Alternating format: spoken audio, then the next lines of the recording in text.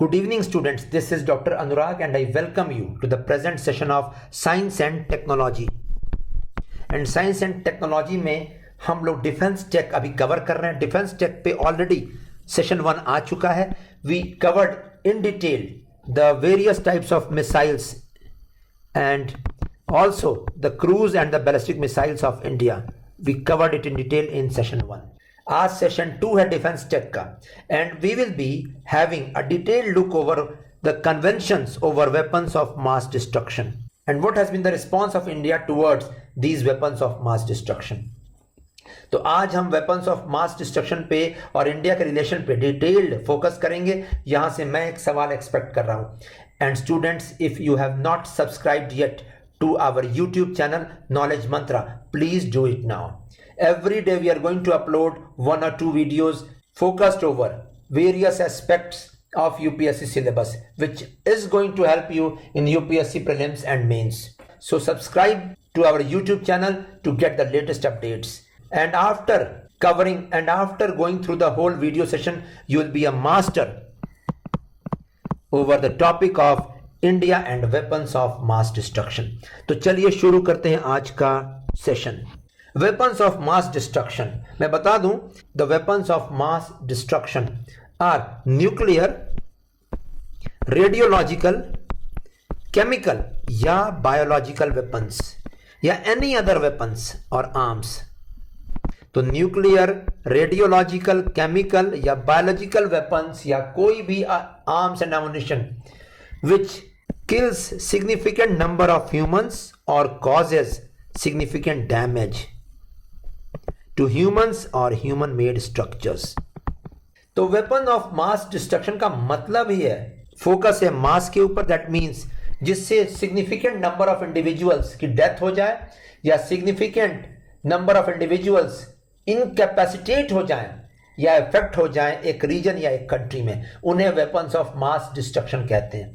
Classical example एक nuclear weapon है और इसका classical example Hiroshima and Nagasaki bomb blast है जहां न्यूक्लियर वेपन्स का इस्तेमाल किया गया था. So today we are going to see whether weapons of mass destruction which were used in huge amount, substantial amounts in world war first and world war second by all the countries, whether they have been banned till whether they have been banned now or not, और ban करने में कौन कौन से treaties लाए गए हैं.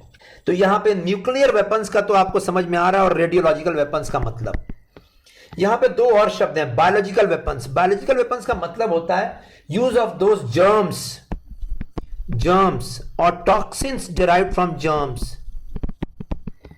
और infectious agents like bacteria, virus, fungus which kills many individuals or incapacitates them by making them ill. तो germs या toxins या infectious agents का इस्तेमाल, वायरस का इस्तेमाल, for example small pox virus का इस्तेमाल या फॉर एग्जाम्पल प्लेग के बैक्टीरिया का इस्तेमाल या फॉर एग्जाम्पल एंथ्रैक्स का इस्तेमाल या फूड पॉइजनिंग का bacteria, very famous Clostridium.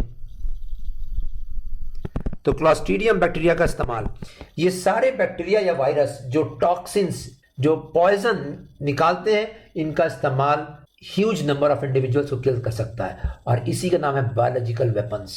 Biological weapons countries अपने पास रखती थी पहले और उन रखने के पीछे एक रीजन था. It's production is of very low input cost because the bacterias और the viruses they multiply after infecting the individuals. इसलिए मैक्सिमम कंट्रीज ने वर्ल्ड वॉर्स में इस्तेमाल किया था इसका. नेक्स्ट एक और भी वेपन है मास डिस्ट्रक्शन का, केमिकल वेपन्स. केमिकल वेपन्स का मतलब होता है केमिकल्स का इस्तेमाल, केमिस्ट्री सब्जेक्ट से, डिसिप्लिन से के हेल्प से कुछ बनाए गए पॉइजनस केमिकल्स, कुछ गैसेस, कुछ लिक्विड्स, कुछ एजेंट्स जो पॉइजनस हों, which can kill many individuals और incapacitate many individuals. Example nerve gas का इस्तेमाल, टीयर गैस का इस्तेमाल, एग्जाम्पल क्लोरीन गैस का इस्तेमाल. क्लोरीन गैस का इस्तेमाल इट्स वेरी हाईली टॉक्सिक. या फॉस्जीन गैस या साइनाइड का इस्तेमाल. All these are chemical weapons. तो केमिकल वेपन्स और बायोलॉजिकल वेपन्स आज हमारा फोकस में रहेगा कि उसके ऊपर कौन कौन से कन्वेंशन साइन किए गए. But have a look over the international conventions over weapons of mass destruction तो biological weapons have been banned under biological weapon convention since 1972। ये सबसे पहला ट्रीटी था।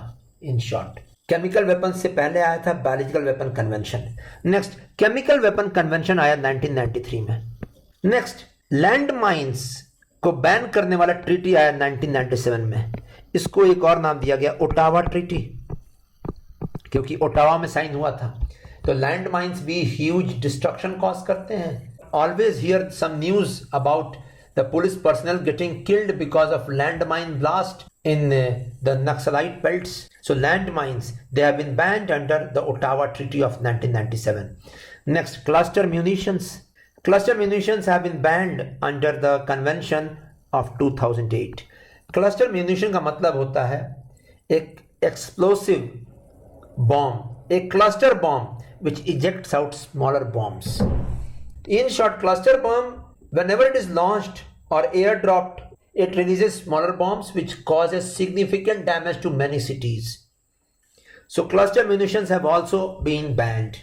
और अगर ये ऑर्डर देखिएगा तो सबसे पहले बायोलॉजिकल वेपन्स, तो सबसे पहले बायोलॉजिकल वेपन पे कन्वेंशन आया था, फिर केमिकल वेपन पे कन्वेंशन, फिर लैंड माइन पे कन्वेंशन, और फिर क्लस्टर म्यूनिशंस बैन करने पे कन्वेंशन। तो ऑर्डर जरूर पढ़ लीजिएगा।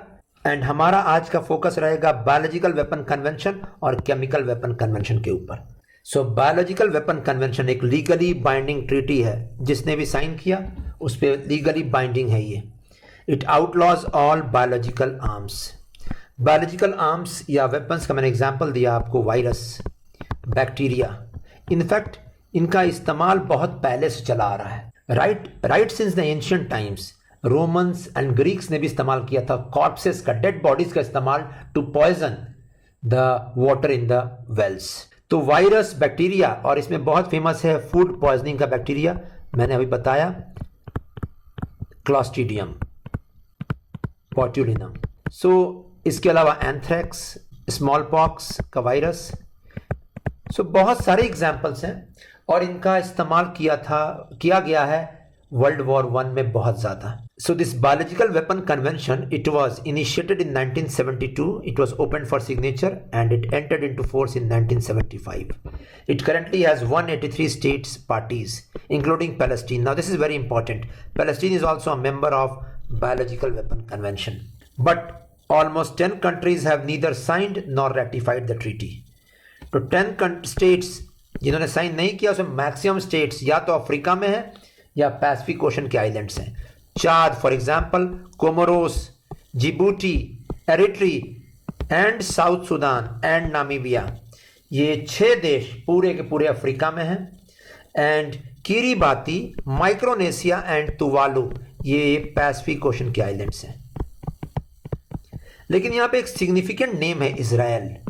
सो Israel has neither signed nor ratified this treaty, and Israel is one country which has a significant possession of nuclear weapons as well as biological weapons and chemical weapons in a clandestine fashion.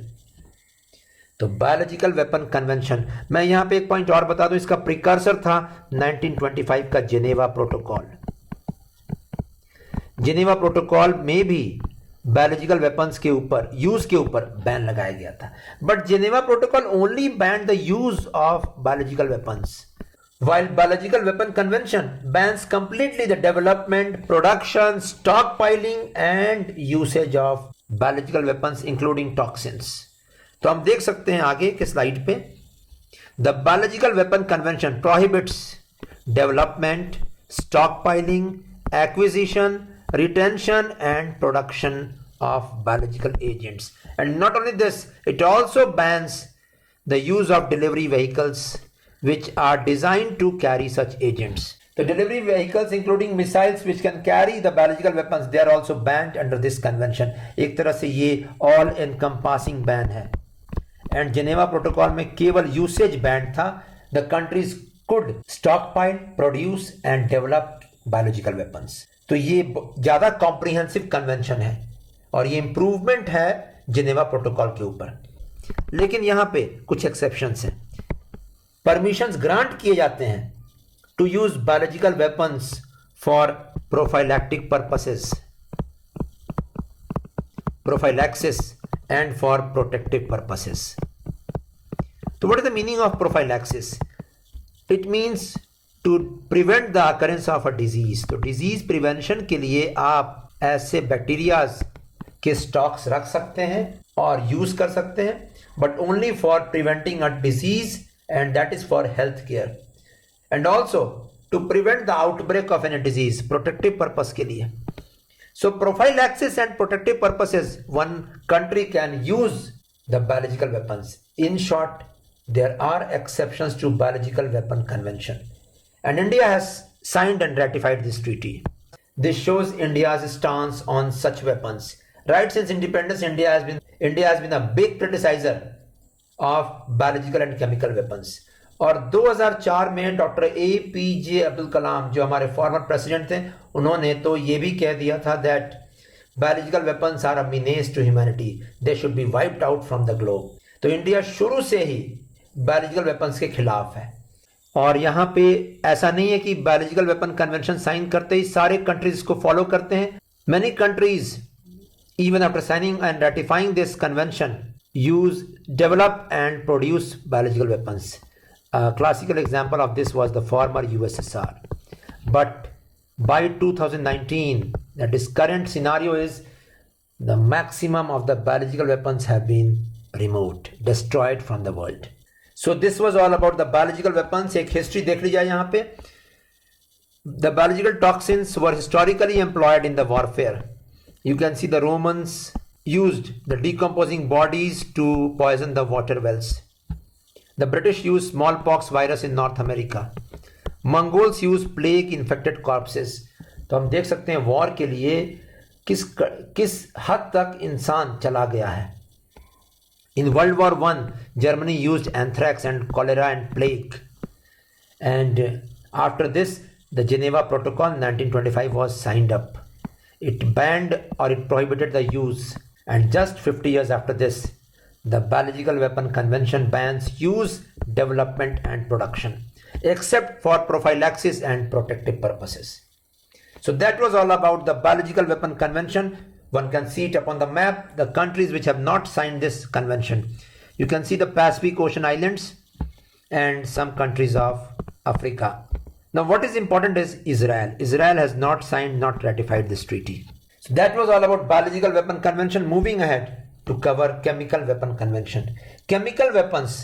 तो chemical weapons includes liquids and gases जो lab में तैयार किए जाते हैं.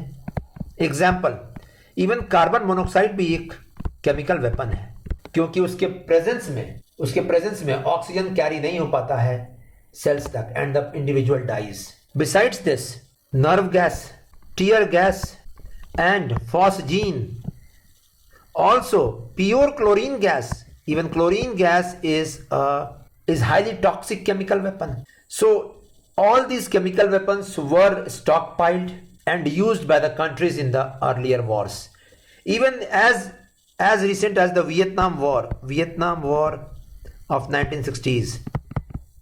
1960 के 1960s के Vietnam war में यूएस ने एक केमिकल वेपन का इस्तेमाल किया था, एजेंट ऑरेंज एक हर्बिसाइड है.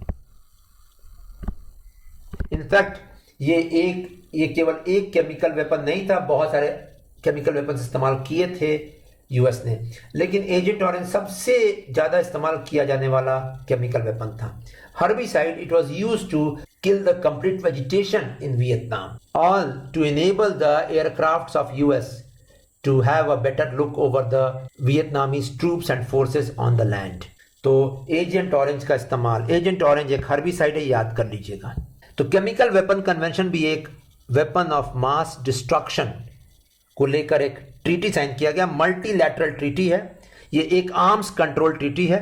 It bans chemical weapons and requires their destruction within a specified period of time. And 1925 Geneva protocol भी इसका प्रिकर्सर है, जिसमें use of chemical weapons was banned, not the possession or development. In short, Geneva Protocol was a umbrella type of protocol जिसमें usage of chemical weapons और biological weapons ban किए गए थे. Development and stockpiling was not banned. So chemical weapon convention is open to all nations और at present 193 parties ने, states ने sign कर लिया इसे. Israel has signed but is yet to ratify the convention. 3 states have neither signed nor ratified the convention and this is important. Egypt ने न sign किया न रेटिफाई किया है, नॉर्थ कोरिया ने न साइन किया न रेटिफाई किया है, एंड साउथ सुडान 2013 में रिसेंटली फॉर्म्ड कंट्री, उसने भी न साइन किया है न रेटिफाई किया है. And let me tell you, any treaty or convention at the international level, if any country wants to join it, it involves 2 steps. First, signing. Signing is done at the international conference. And who signs the treaty? The chief executive, the head of the country. लेकिन जैसे ही वो head of the country यानी prime minister या president वापस आते हैं country में, तो उनको रेटिफाई कराना जरूरी होता है उस ट्रीटी को. Ratify means passing in the parliament to ensure that the people are with the government or the executive in this decision or in this step. तो Chemical Weapon Convention, let's see, it entered into force in 1997 and 1993 में ये open किया गया था signatures के लिए. और most recently Palestine ने भी अपना एक्सेशन बोला है इस ट्रीटी में. मैक्सिमम कंट्रीज ने साइन कर दिया है, रेटिफाई भी कर दिया. Only 3 countries are remaining, Egypt, North Korea and South Sudan. तो chemical weapon convention prohibits development, production, acquiring, stockpiling and retaining of chemical weapons. अब ये भी शब्द बहुत इंपॉर्टेंट है. These words were used in biological weapon convention as well. I repeat, development, production, acquiring, stockpiling and retaining. Please try to remember it. And apart from this, direct or indirect transfer of chemical weapons is also banned, and chemical weapons used for military purpose is also banned, and use of riot control agents is also banned. So ये all encompassing convention हो गया. Geneva protocol में केवल usage band था, but permissions grant किए गए हैं for research के लिए, मेडिकल पर्पस के लिए एंड फार्मा पर्पस के लिए परमिशंस ग्रांटेड है केमिकल वेपन्स का इस्तेमाल करने के लिए. तो मैं रिपीट कर रहा हूं, research, medical and pharma for the making of medicines. So in short, even in biological weapons also for prophylaxis and protective purposes permissions दिए गए हैं. सो ये कंप्लीटली बैन नहीं करता है, ये पीसफुल पर्पस के लिए यूज करने देता है केमिकल वेपन्स को एंड बायोलॉजिकल वेपन्स को.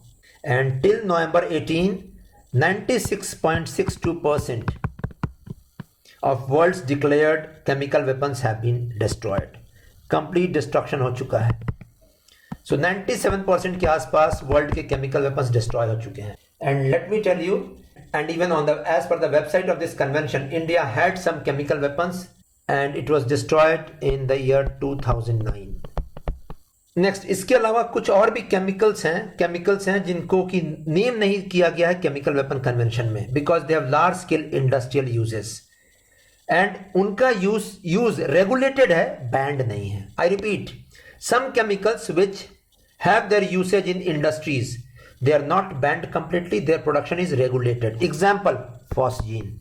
तो एक सवाल निकल सकता है that there is a complete ban on all chemical weapons as per the convention. The statement is wrong. Some chemical weapons are regulated, not banned. Their production is regulated. Also, chlorine gas, highly toxic gas है, but as a pure element, it is widely used in industry.